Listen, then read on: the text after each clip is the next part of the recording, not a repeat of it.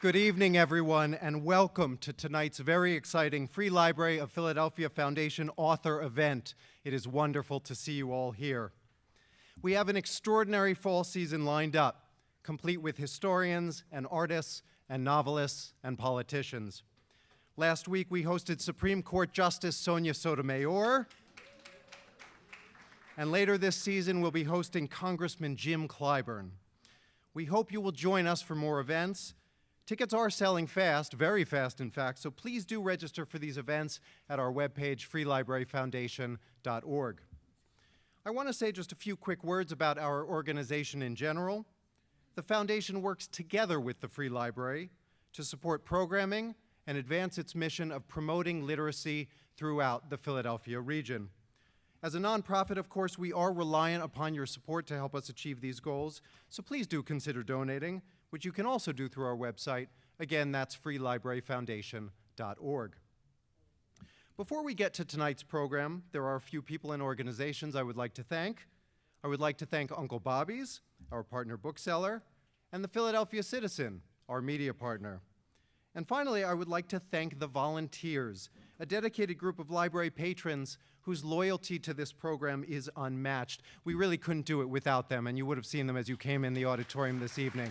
Let's hear it for the volunteers. Tonight, we welcome to the Free Library of Philadelphia Steven Pinker, who is the Johnston Professor of Psychology at Harvard University. He has won many prizes for his teaching, his research on language, cognition, and social relations, and his 12 books, including The Language Instinct, How the Mind Works, The Better Angels of Our Nature, Enlightenment Now, and Rationality. He is an elected member of the National Academy of Sciences, a two-time Pulitzer Prize finalist, and one of Time's 100 most influential people in the world today. Tonight, he will be speaking with us about his new book, When Everyone Knows That Everyone Knows, in which he explores the quiet force of common knowledge, that strange alchemy by which mere information becomes collective understanding and private minds converge into a public world. He will be joined in conversation by Annie Duke, who is an author, speaker, and consultant in the decision-making space, as well as a special partner focused on decision science at First Round Capital Partners, a seed-stage venture fund. Annie's latest book, Quit, The Power of Knowing When to Walk Away, was released in 2022 from Portfolio, a Penguin Random House imprint. Her previous book, Thinking in Bets, was a national bestseller, and she is also well known as a former professional poker player. What a fascinating conversation we have in store. Please join me in welcoming Steven Pinker and Annie Duke.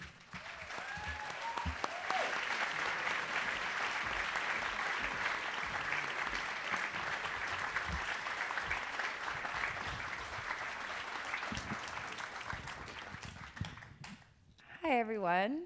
I'm obviously Annie Duke. This is Steven Pinker. Thank you so much for having this conversation with me. Oh, thank you, Annie. This is an honor. I'm so excited for this book. I was very lucky to be able to read it early just because, for full disclosure, I blurbed it. So I'm a fan. Also, just people probably don't know, but I have known Steve since I was 21. 21? Sounds right. Does that sound right? Sounds right. So for a very, very, very long time. So this feels very full circle to me. So we were in the same field of research for yeah. many years. Yeah. We were both studying first language acquisition, just to get super esoteric on you. But if you know Steve's body of work, you already know about his part in that. My part in that might be new. But today we're here to talk about this new book, which does involve some interesting things about language, which we'll hopefully get to, with a lovely title, When Everyone Knows What Everyone Knows. And, you know, I think that we all kind of get what that means, but, oh, hello. But to start, just so that we understand, like, what does it mean, you know, when everyone knows what everyone knows and so forth? You know, I think about knowledge, which I have. I can think about shared knowledge and common knowledge. And I think that in colloquial usage, we think about common knowledge as like shared knowledge, like things that everybody kind of knows. But there's a technical way to think about it. So can we just define our terms? What is the difference between knowledge, personal knowledge, shared knowledge, and common knowledge? Yeah, I'm stuck with a technical term that's a bit misleading. The book is about the concept called common knowledge, but it differs from the colloquial usage where people usually use it to refer to an open secret, to conventional wisdom. It's common knowledge around here that the police can be bribed. So in the literature, in philosophy, game theory, economics, common knowledge actually refers to the state in which I know something, you know it, I know that you know it, you know that I know it, I know that you know that I know that you know it, ad infinitum. And so that is a special state of knowledge. It differs from private knowledge, where everyone might know something without knowing that other people know it. And the reason that it's significant is, for one thing, it's paradoxically qualitatively different from private knowledge in sometimes surprising ways, but it's also thought to be necessary for coordination, for people being on the same page, for everyone doing something that where it doesn't matter what they do as long as they do it the same way. Two people rendezvousing, for example, there's no reason that they should meet at Pete's or Starbucks, but if they enjoy each other's company, they really want to be at the same one, whichever it is. There's no reason to drive on the right as opposed to driving on the left, but it really does matter if everyone drives on the same side. And there are many examples like that, from our social relationships to large-scale coordination, like respecting the boss, the sovereign, the president, the king, using paper currency, which, when you think about it, its value only comes from common expectations. I accept something of value in exchange for a piece of paper because I know that other people will accept the piece of paper in exchange for something of value, because they know that other people will know it and still know that other people will know. So a lot depends, as it turns out, on this state called common knowledge. And it is especially intriguing to a psychologist, because it leads to the question, well, how can any finite mind hold all these layers of I know that she knows that I know that she knows? Your head starts to spin after one or two layers, let alone an infinite number of them.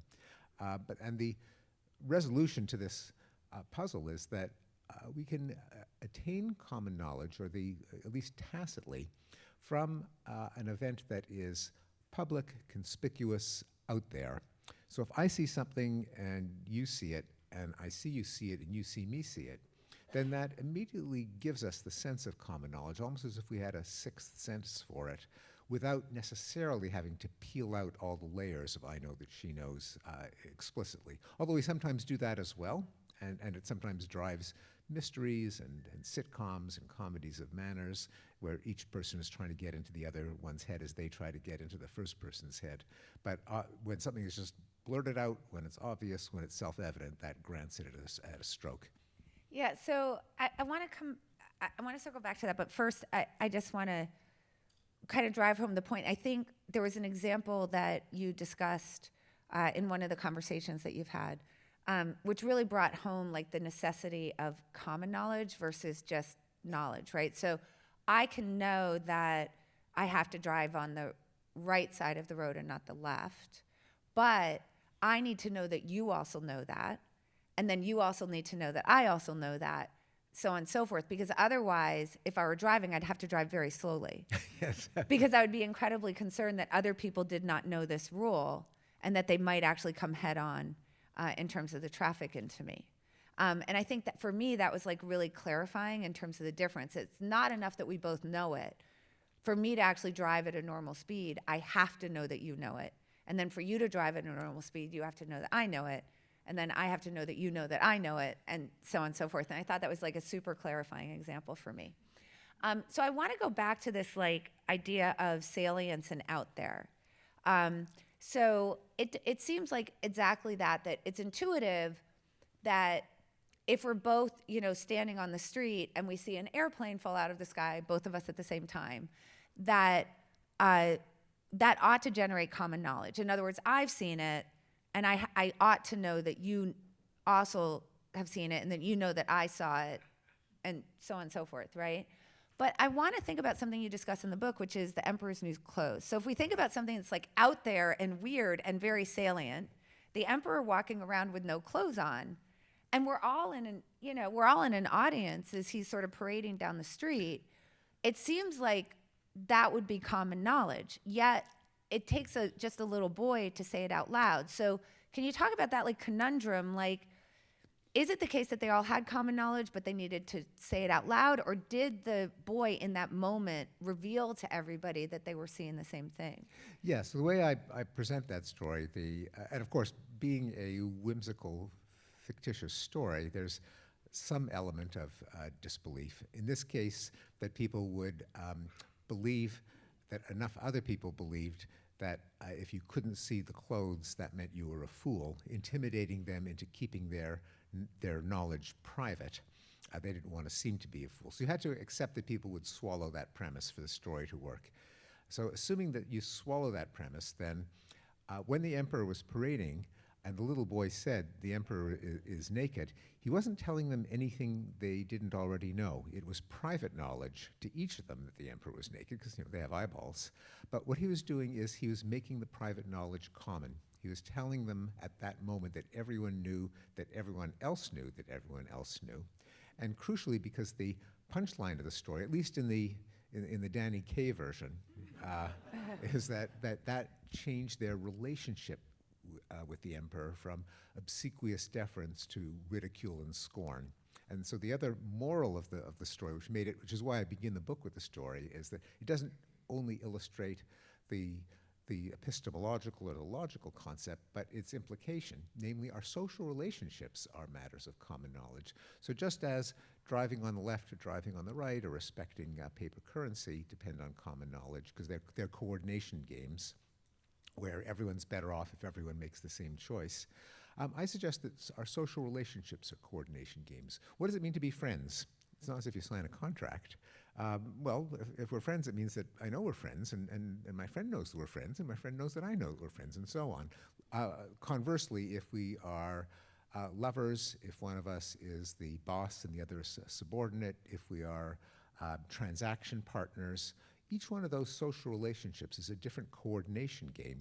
It is ratified by certain signals of common knowledge. There's certain things that you do to establish that you're friends, like you go out for a meal, that you're lovers, I love you, that ritual that establish that relationship holds.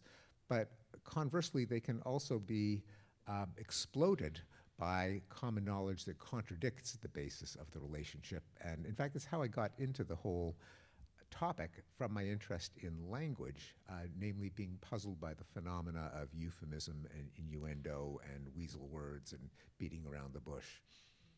Yeah, so, well, let's go there. By the way, let's go there, don't go there are good metaphors for common knowledge. Yes. Going there means, as in, oh, let's not go there. That means let's not put ourselves in a situation in which certain things have to be common knowledge. Right, so we all know where it is that we're not going. Yeah, exactly, yes. That is the metaphor for common knowledge, and one of the reasons we can talk about it, because a frequently asked question I get is, well, Jesus, it sounds so convoluted and so deeply embedded. How could mortal humans ever think about it? And the answer is we think about it with certain metaphors, and the metaphor is usually a conspicuous sound or object, as in the expression, it's out there, you can't take it back. It's out there means everyone can see it, everyone can see everyone else see it. Right. So, but Yeah, then, sorry, yeah. but then, going back to like your initial interest in it that has to do with language and, weasel words like euphemisms, things like that, and what purpose they serve. Can you talk about like how I feel like one of the great points that you're making is that sometimes we're trying to create deniability around common knowledge because the common knowledge may not serve us well. So can you talk about that in relation to this idea of like innuendo and its relationship to sort of plausible deniability around common knowledge? Yes, and crucially, it is plausible deniability of common knowledge. So let's say at the end of a date, A guy says, you want to come up and see my etchings, or you want to come up for Netflix and chill. Any deniability is really not that plausible. But a grown woman knows what it means to come up for Netflix and chill. But the common knowledge is deniable. That is, she could still, if let's say she says no, she could still think, well, does he know that I know that he knows? Maybe he thinks I'm naive. And he can think, well, does she know that I know that she knows? Maybe she could think that I'm dense. And so denying the common knowledge allows them to maintain the fiction of a purely platonic friendship. That is a different kind of coordination game. But if he were to say, hey, you want to come up and have sex? And she says no, well then he knows that she knows that he knows that she knows that he knows that she knows. That common knowledge means they are no longer in a purely platonic relationship. And I did a study with James Lee to test this, where we had people imagine themselves in various scenarios. A sexual proposition, a veiled threat, a veiled bribe, and then ask them, does Michael know that it's a bribe? Does Michael know that it was a come on? Does Lisa know it's a come on? Now, does Michael know that Lisa knows? Does Lisa know that Michael knows that Lisa knows? When it's blurted out, you can ask as many he knows that she knows that he knows that she knows, and people will say, yeah, sure. When it's hinted at by an innuendo, with every layer of a thought about a thought, they get less and less confident. I think that's so interesting because we all know what it means. So it's almost as if by social contract that we're allowing ourselves to not know. Yeah, that's right. So, that's why I'm glad that when you posed the question, you said plausible deniability of common knowledge, because it isn't exactly plausible deniability. And by the way, the book, that chapter of the book, I called it Weasel Words. It's not only about sexual come-ons, but another example is, let's say that you find yourself at a restaurant, hottest restaurant in town, Saturday night, you have no reservation. And it occurs to you, you could maybe bribe your way in by slipping a $50 bill to the maitre d'. So what do you say? And I actually know the results of this because it was as an assignment given to a food writer by Gourmet magazine. The editor said, I want you to go out to the most exclusive restaurants in Manhattan on a Saturday night and try it and write about what happens. And so as a psychologist, I found this absolutely fascinating because, for one thing, it filled the writer with anxiety. And I think if you imagine it is, what's the worst that could happen? You're not going to be kind of frog-marched off to jail for the crime of attempting to bribe a maitre d'. But nonetheless, that emotion of social awkwardness, if it would be rebuffed, is very powerful. And it's that kind of because it's the relationship that you have with a maitre d' is he's kind of an authority figure in that context. It's his dining room, and by treating him like a mere sales clerk, you're kind of demeaning him. And the writer even started the article by saying, as I was approaching the restaurant in a taxi, I kept imagining the incensed retorts of an indignant maitre d', like, how dare you insult me? So these emotions, which I talk about in the book, emotions of awkwardness, embarrassment, even outrage, show that what relationship we have in force really matters. Each relationship comes with certain kinds of expectations, their common knowledge, and violating them is no small thing. So what the writer did, and you can almost imagine it yourself. Let's say you had to do it. He would say things. First of all, he'd hold the $50 bill in peripheral vision. Like, definitely would not look at it. Would look the maitre d' in the eye and say, I was wondering if you might have a cancellation. Or, is there any way to shorten my wait?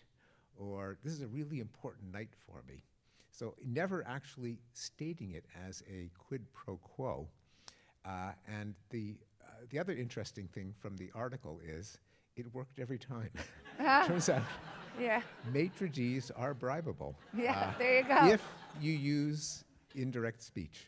And by the way, this is another reason, this is no small thing, is some of you might remember the phrase quid pro quo and how it actually entered into a really major political moment, Donald Trump's first impeachment, where he used, it seems so long ago, it was only, I think, 2019, but it involved another man who would go on to earth-shaking dramas, Volodymyr Zelensky, where Trump tried to get Zelensky to dig up dirt on the Bidens by threatening to withhold Javelin missiles. And the question was, did Trump issue a quid pro quo? The answer is not exactly. He used innuendo, just as in bribing a maitre d', and the whole impeachment trial hinged on whether it could be interpreted as a quid pro quo. So it feels to me like when you're talking about like norms, which have to do with common knowledge as well, they only work if I know that you know that I know that you know. On the norm side, this idea of like when we're saying things like, oh, could you shorten my weight? That we're allowing ourselves in some way to at least have some sense that we're not violating a norm. So I assume that's true on the other side as well, that if you were to say to the maitre d', let me give you $50, that they be less likely to accept it because you have now violated the norm because you're not keeping things sort of in this, I can still feel good about myself. I'm not, you know. Yeah, that's exactly right. That the norm, in these cases, these are the norms of a relationship, of a particular relationship, and we have different, qualitatively different kinds of relationships. And here I borrow from a theory by the anthropologist Alan Fiske, who used to be here at the University of Pennsylvania, that we have basically three natural kinds of social relationships: communality, family, lovers, friends; authority, boss and subordinate; and equity, kind of transactional partners, roughly. And they work by, each one of them depends on common knowledge, a different kind of common knowledge, because each one has different rules.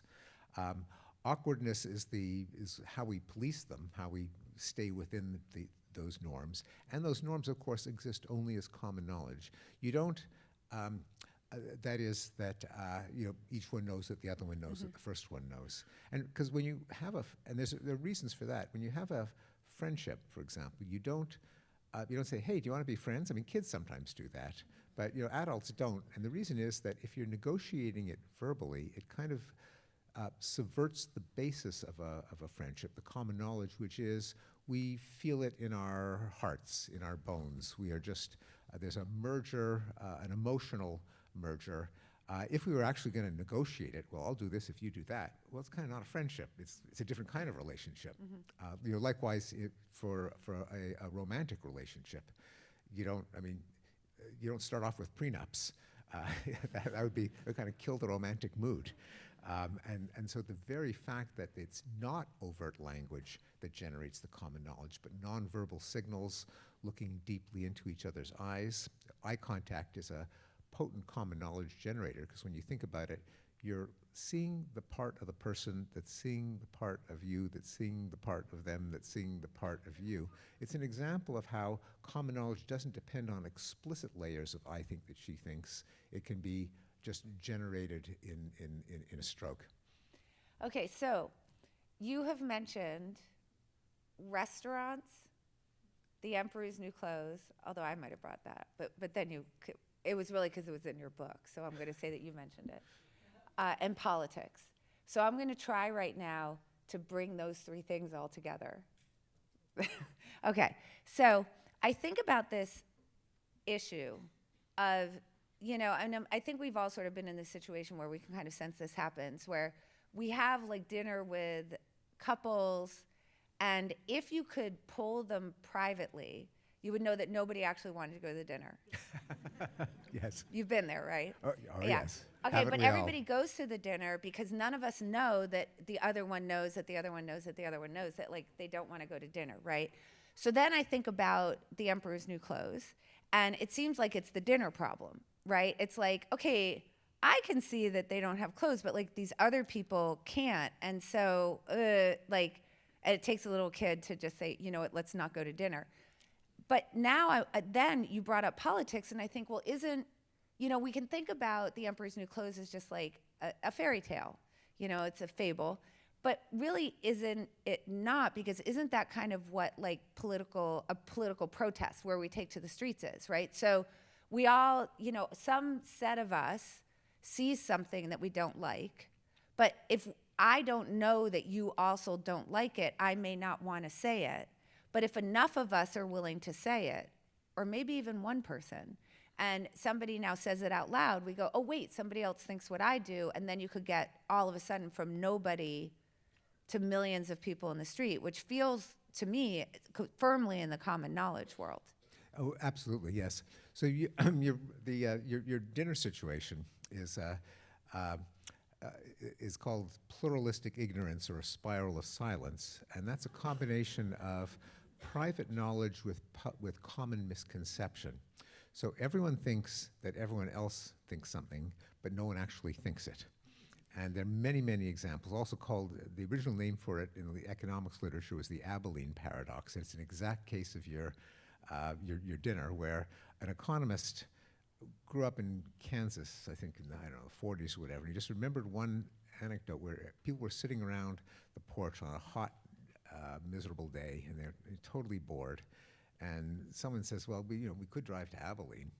And so they have a long, hot, dusty drive to Abilene. There's nothing to do in Abilene. Then by the time they got home, they said, well, why did you want to go to Abilene? And another family member said, well, no, I thought you wanted to go to Abilene. It turned out no one wanted to go to Abilene, but everyone thought everyone else did. So it's called the Abilene paradox, a spiral of silence, or pluralistic ignorance. It often happens when people worry about being punished, embarrassed, shamed for expressing their opinion, and so they falsify their preference publicly, which can lead to this strange situation where no one believes something, but everyone believes that someone believes it. And there are many cases that have been studied, like I think that one of the classics was study of fraternity brothers, where it turned out, polled privately, everyone said that it's really stupid to drink so much until you puke and pass out. But they had no choice, because all the other frat bros think it's cool to do that. And each one interviewed individually thought it was really, really stupid, but mistakenly believed the others thought it was cool. And it turns out that a lot of political change is puncturing spirals of silence by when the first person who is willing to incur what they falsely anticipate will be the wrath of the crowd actually voices what everyone privately believes. And indeed, the public demonstration, the political protest, serves that purpose, because it addresses the case where there is widespread preference falsification, a spiral of silence. Everyone might be disgruntled with the regime. Everyone might know that it's corrupt, it's cruel, it's inefficient, but no one wants to be the first one to stand up, because they could be picked off. But as Gandhi said in the movie by that name, at least the character, said to a colonial officer, in the end you will leave, because there is no way that 100,000 Englishmen can control 350 million Indians if the Indians refuse to cooperate. So the problem that those Indians face is cooperating, or more accurately, coordinating. How do you get it that everyone kind of rises up at once, given that that's a coordination problem? It's in everyone's advantage to do it at the same time. If people do it individually, they expose themselves to jeopardy. Well, that's why a public protest, where people show up in the public square, everyone can see that everyone else can see that they're disgruntled with the regime, and then that gives them the safety in numbers to overpower the regime, whether by storming the palace literally, or by bringing the state machinery to a halt through work stoppages and strikes.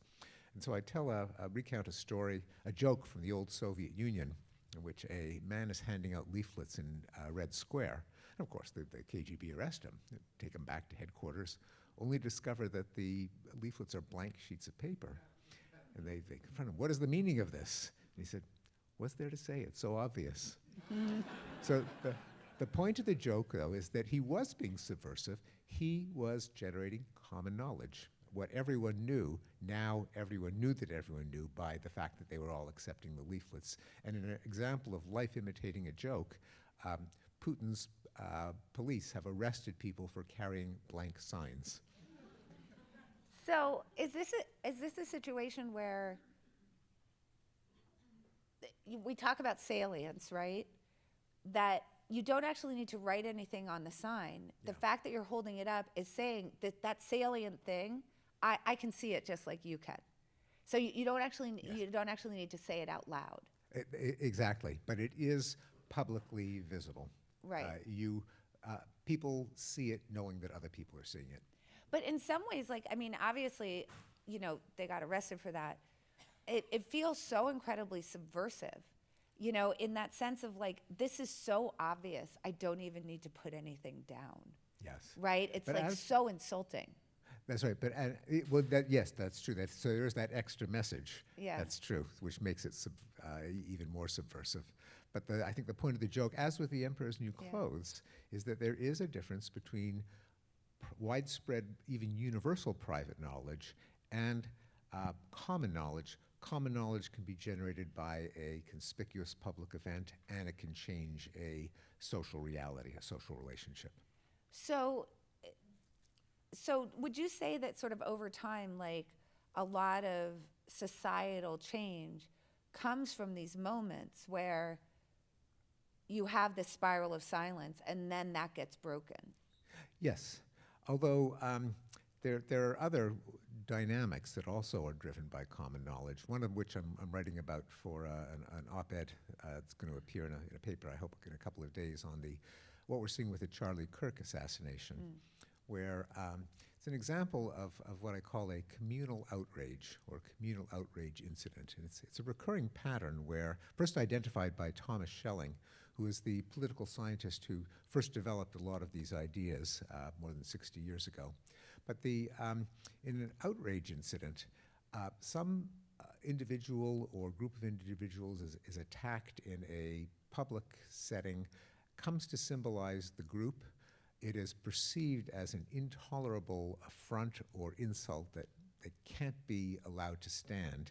And so then you get a furious lashing out by people who identify with the victim, think that they have been victimized against the group that they think is the aggressor group. So you have things like the Rodney King riots, the George Floyd riots, 9/11, when the Israeli politician Ariel Sharon walked on the Temple Mount. It was considered an insult to the Arab world, which led to the Second Intifada. When the USS Maine was sunk in Havana Harbor, there was a slogan, "Remember the Maine," and that started the Spanish-American War. So you get a kind of, it's as if your group has been lowered on a hierarchy of respect or status, and the only way you can regain your status is by lashing out, because the public nature of the incident, that the whole world has seen it, the whole world has to see us give comeuppance to the group that has assaulted us. And you're kind of seeing that in the overreaction, I think, of the Trump administration and their followers to the Kirk assassination, as if they were the ones targeted. That's really interesting. I love that connection is so interesting. I mean, I don't love the connection because I don't love what happened, but yeah, because I actually have a question in here that I think is a little bit related to that, which is I've been thinking about, like, common knowledge in politics, like that's a great example of, like, how would you think about common knowledge in this particular event, which is political in nature, protests, the idea that you could hold blank signs, how are you sort of like breaking that spiral of silence, so on and so forth. And then I was thinking, I wanted to ask you about, in large part as it relates to politics, but sort of separate from that writ large, what happens when we assume common knowledge, but it isn't actually common? Mm-hmm. So I was thinking about Hanlon's razor, which is never attribute to malice what you can attribute to ignorance, is the nice way to say it. Sometimes stupidity, yes. Yeah. Right, yes. Well, that's why I said ignorance Yeah, instead. yeah, I was that's trying polite, to give the nice version of Hanlon's Yes. razor. But the reason why we have that razor is because I think that people do end up attributing things to malice. And so I was actually thinking about that kind of reverse, and I'd love to get your thoughts on that, of like, what happens when we think there's common knowledge, but there isn't. The other person isn't acting as if that knowledge is, that we know, how do things break down when that occurs?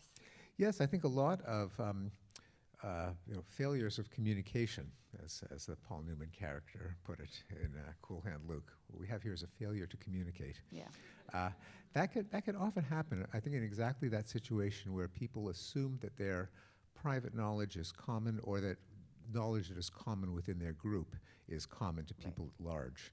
And so, in fact, kind of an oblique connection is my book on writing, Sense of Style, tried to diagnose why so much writing is so bad, like academies and corporates, and there is actually I invoke Hanlon's razor because there is a malicious interpretation. Oh, academics want to bamboozle people with meaningless jargon that just shows how erudite they are.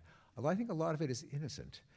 It's due to ignorance. Namely, people assume that what they know, everyone knows. It's sometimes called the curse of knowledge. That is, it's very hard to imagine what it's like not to know something that you know. Now, children are famously vulnerable to this. Every intro psych student knows about the theory of mind failures in kids, where if you have a 3-year-old, they open a box of M&Ms and it's got, say, ribbons inside. They're surprised. Then put the ribbons back in. Another kid comes into the room and you ask the first kid, what does he think is in the box? And of course, he's going to think that, we know that it's M&Ms, and the child will say ribbons. That is, even though the new child has no reason to know that the expectation has been violated, but the child doesn't differentiate between his own knowledge and, I guess you could say, common knowledge. Mm-hmm. What I argue is that we're all victims of this fallacy. And then, writ large, one could say that the polarization, the miscomprehension might come because we live in separate pools of common knowledge, mm-hmm. perhaps with the fragmentation of former common knowledge generators like 60 Minutes and Walter Cronkite and Time Magazine and Johnny Carson, where you had a sense that the whole country was watching what you were watching. I talk about how that leads to various strange phenomena like hoarding toilet paper, but we'll put that aside. But now that some people are watching Fox News and some people are watching MSNBC, and in social media you have individualized feeds, and you can have these curses of knowledge where people literally don't know the reality that applies to this, at least the social and epistemic reality that applies to some other group.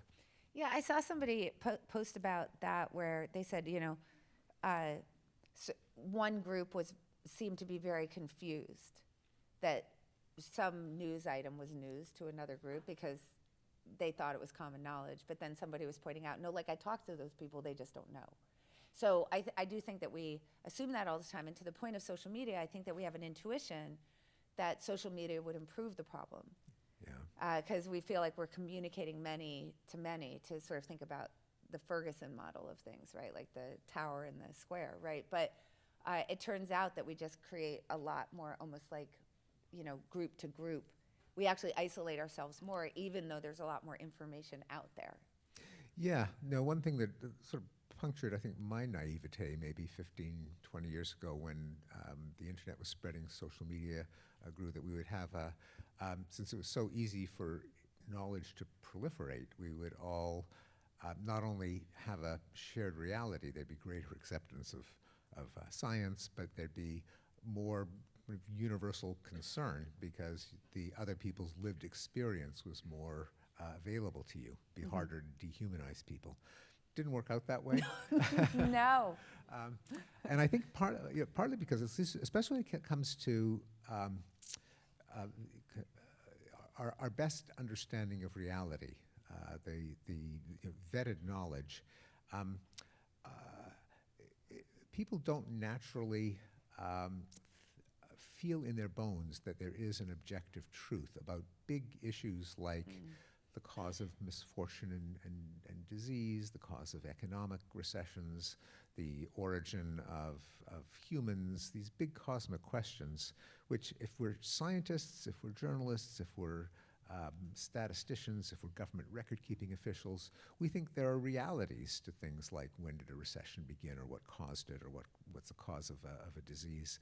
But I think for most people, most of the time, because it's true for most of human history, no one could know. So your belief was not a matter of accurately assessing reality. It was a question of self-expression. How good a person are you? How loyal are you to your tribe? What are the edifying myths for the children to grow up with? And those can vary from subculture to subculture. And that unless you have a dedicated commitment to objective truth, people are going to glom onto their truth. I mean, in quotation marks. So in some sense, the social media or the information environment that we live in now creates a lot more like myth making. It sounds like what you're saying. And we attach to that because these answers are actually very hard for us to know. But the problem is that whatever our myth is, we kind of get fooled into thinking it's common knowledge, and more so on the internet, because we're not the only person on the street. Like in the old days, maybe we were the only person on the street who believed it, but now we can go find a community of other people who believe it, and we're not moving out of that community, so we don't realize that this isn't common knowledge for other people. Yeah, I think that's right, that it is a kind of a curse of knowledge, which the paradoxical thing about social media is that they don't generate common knowledge because there is a personalized feed determined by the algorithm, but it kind of feels like common knowledge. But it feels like it is, at least within a community that matters to you, partly because even though it's just being delivered to you, it could go viral. And viral means exponential expansion, which means that any number of people could see it very, very quickly. The like and retweet and repost buttons mean that you potentially have the power to generate common knowledge because your retweet, your like, your comment could go viral. I think enhanced by the fact that there's a separate column for trending or what's hot, what is going viral, which you see it there, you have a sense everyone's seeing it.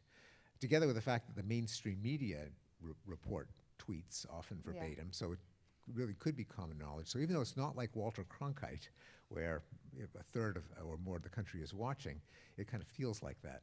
Yeah, I think one more thing, and then I'm going to move on from this, is I just realized if we think about malicious bots, right, like foreign countries who have these bot farms, that's also like purposely in a malicious way creating a sense of common knowledge, because I assume you're going to think things are common knowledge the more people you hear say the same thing. Oh, interesting. Except that now they're bots that are just actually doing this to try to split you off into your groups by creating a false sense of common knowledge by just repeating something that is actually is malicious in nature. Interesting, yes. Yeah. Anyway, that was a random thought, not in my notes. It just occurred to me when you were speaking. Okay, I want to move on to, because you mentioned toilet paper. It's the little things that make me think of things. So you mentioned toilet paper. I want to move on to bank runs, bubbles, and Beanie Babies. And how some of these events where you get kind of like this mass action, and we'll get to Beanie Babies second, but bank runs and bubbles, which are very similar, or toilet paper runs, really don't happen without common knowledge. Like, how is common knowledge like relating to that? Yeah, so in a bank run, a rumor begins that the bank may not have enough cash on hand to cover all its potential withdrawals. So someone runs to the bank so that they can withdraw their savings while there's still savings to withdraw, out of fear that other people might withdraw their savings because they're afraid that other people might be withdrawing their savings. And so it can be a self-fulfilling catastrophe, and the bank could fail and could bring down other banks. In fact, that is what caused the Great Depression. And so when Franklin Delano Roosevelt said, the only thing we have to fear is fear itself, this wasn't just a feel-good saying. This was an observation about common knowledge. This was literally true. The fear of fear itself can be potent. In the other direction, and I actually didn't write about Beanie Babies. Now I'm kicking myself. It's a great I'm example. so sorry. Well, I just like the beat. I was like, ooh, alliteration. Yes, no, it's a great example. But it's an example of a speculation, financial speculation, where you buy something not because it's inherently valuable, but because you anticipate that other people might think that it's worth more than what you paid for it, if only because they anticipate that still other people will anticipate that it might be worth more, sometimes called greater fools. And so you buy it on a speculation. And that can be ginned up by a common knowledge generator, a rumor that it's the hot new thing. A meme stock, you may have read about that a couple of years ago, where one influencer caused the share price of a video game retail chain to shoot up, even though it was a doomed business. Because he talked it up, everyone thought, oh gee, everyone else is reading this influencer, I better buy it now, and I can unload it on other people in the future. So John Maynard Keynes wrote about this phenomenon back in the 1920s, and it's called a Keynesian beauty contest in his honor. He described a beauty contest. It's not clear whether it actually ever took place, but he said it was common in British newspapers at the time, where the winner isn't the person who, it's not a question of choosing the prettiest face from a set of 6, like the old Miss Rheingold campaign in the United States. The object was to choose the face that the most other contestants chose, each of whom is anticipating what the other contestants will choose, knowing that they're anticipating the same thing. And Keynes said that speculative investing is like that. People buy a security not because of what it's worth, but what they think that other people think it's worth. And common knowledge is huge in this phenomenon. And that's why a couple of years ago in the Super Bowl, there were expensive high-concept ads for crypto exchanges, cryptocurrency exchanges, with Matt Damon and Larry David. They said nothing about the advantages of cryptocurrency, like the government can't confiscate it, or you could buy drugs with it, or whatever. It was all, don't miss out. So they tried to gin up a self-inflating bubble of a Keynesian beauty contest, people buying it because they thought other people bought it, not coincidentally advertised on the Super Bowl, because the Super Bowl is one of the few events in American culture that really does generate common knowledge. Namely, when you're watching the Super Bowl, you know that a lot of other Americans are watching the Super Bowl. And so products that depend either on speculation, like crypto, on brand awareness, like Nike and Coors, where people buy it because they want to be the kind of person who consumes that kind of product, or new technologies that depend on network effects. The Discover credit card, the Apple Macintosh, the Monster.com job listing site, where you don't want to use a Discover card when it was first introduced if you don't think the merchants will take it. And merchants won't take it unless they think a lot of customers will use it. How do you kind of break that logjam? Well, it was advertised on the Super Bowl. Enough people knew that enough other people were watching it that they could take the chance of applying for a Discover card. That's amazing. All right, so I've gotten the signal that we're going to go to audience questions. So I'm going to ask one last question. I'm going to ask you to answer. It's a two-parter, but both of them I want you to get as close to just yes or no as possible. Then we're going to go to the audience, because I'm sure you all have a lot of questions. Is common knowledge, in the technical sense, unique to humans? And as you talk about the necessity of common knowledge for coordination, is it, we talked about some of the downsides, obviously. Was it one of our evolutionary advantages? So no and yes. Should I say elaborate? Yeah, just fast, because we have to get to the audience. No, in the sense that other species are sensitive to eye contact. It's a threat signal among primates. And so at least rigid one purpose kinds of common knowledge may be found in other animals. What's special about humans is we can spin out an unlimited number of new kinds of common knowledge used for different coordination games.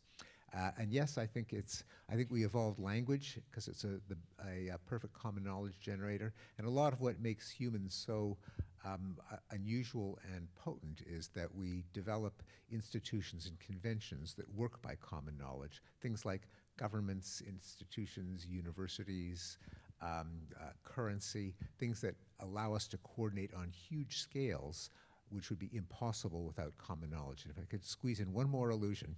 Sure. The story of the Tower of Babel illustrates that, because with a common language, which is the extremely efficient common knowledge generator, there was no limit to what people could attain, including encroaching on the kingdom of God himself with a tower.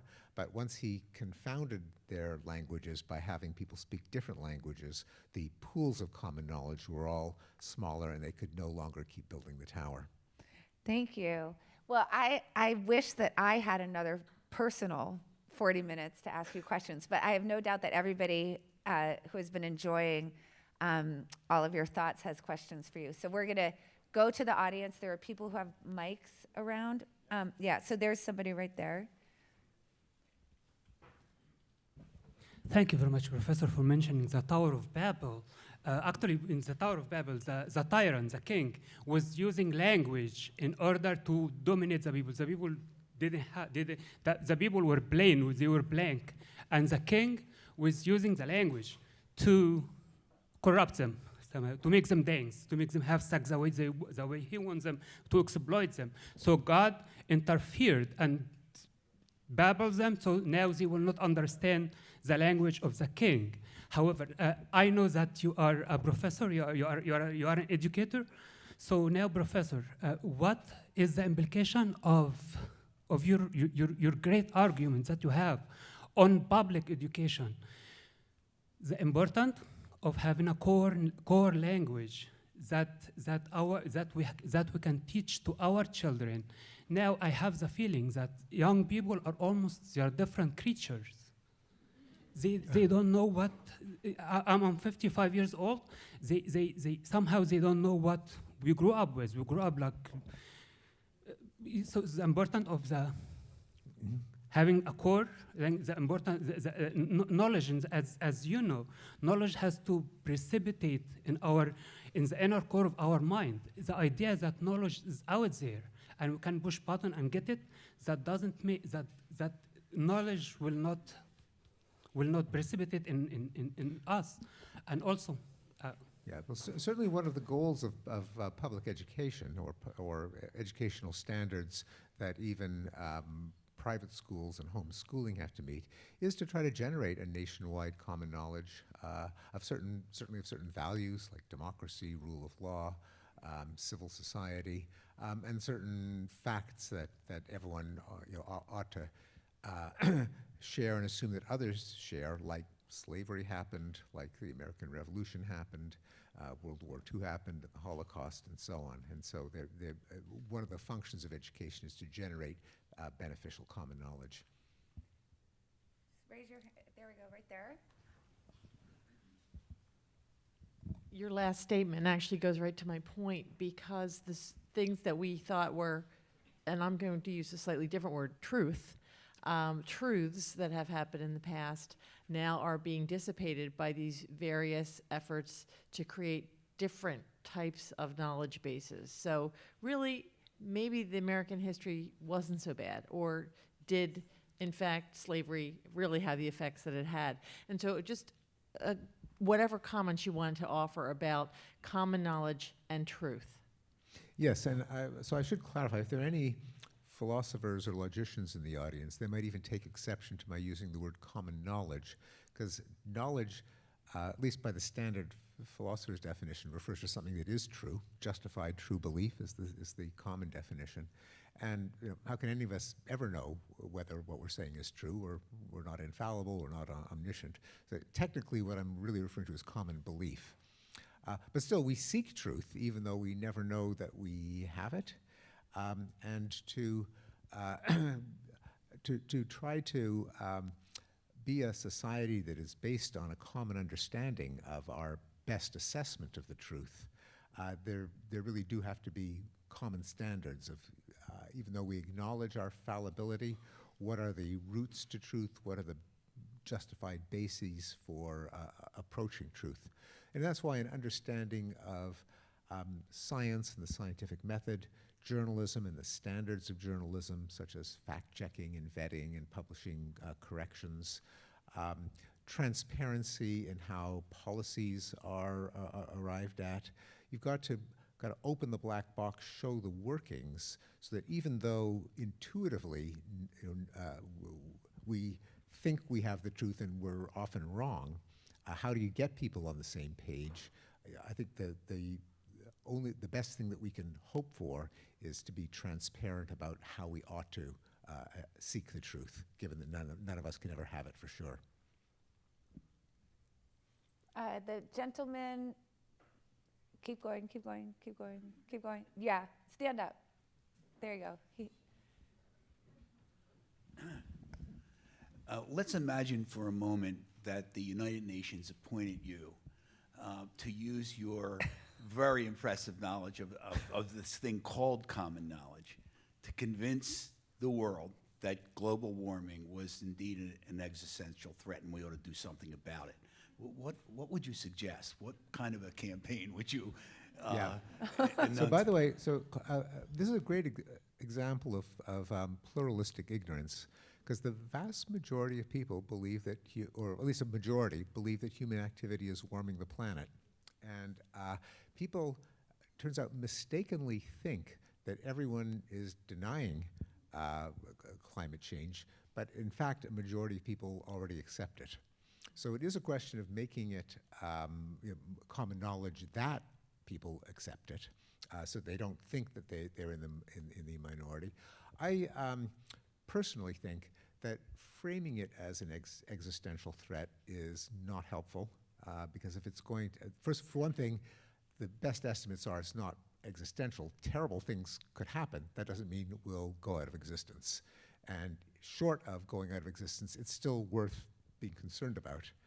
So I would get rid of the catastrophic language of existential threat. I mean, this is getting off on a very different topic, but I think that since people do accept that it occurs, it's not ignorance, it's the fact that energy is good. Energy makes people escape poverty. That's how we escaped poverty a couple of hundred years ago. We captured lots of energy, first from coal, then from oil. Poor countries are going to want to do the same. It's not that they deny that climate change exists, it's just they're willing to take the chance, they're willing to suffer the increment in temperature, because it's better to be, not to be poor, not to be starving. So this reframes the problem of climate change, not just there's an obvious way to solve it and our problem is everyone's ignorant of it. People aren't ignorant of it. The problem is that there are costs and benefits to everything. So far we've attained the benefit of cheap portable energy. We're paying the costs. The question is, how can people attain all the advantages of abundant energy without us paying the cost of damage to the climate? And I think the answer has to be, we've got to develop sources of clean energy that are cheaper than dirty energy, so people will voluntarily opt for them, minimizing damage to the planet. Okay, we have time for one more question. I see right up front here, very eager. You're last, so make it good. Well, it might be a wrap-up question. I'm wondering if you are in any way optimistic that we will come to a common knowledge apart from the alternative facts and the great divisiveness that seems to be, particularly in our political world. Is common knowledge, in the truest sense, attainable in the coming decades?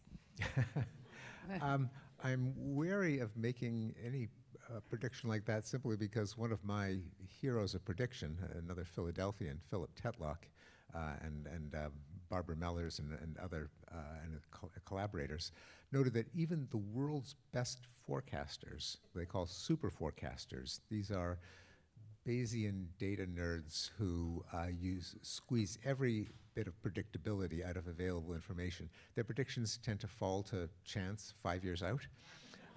This is the gold standard. And so 10 years out for not so super forecasters such as myself, I've got to be a little bit, leery.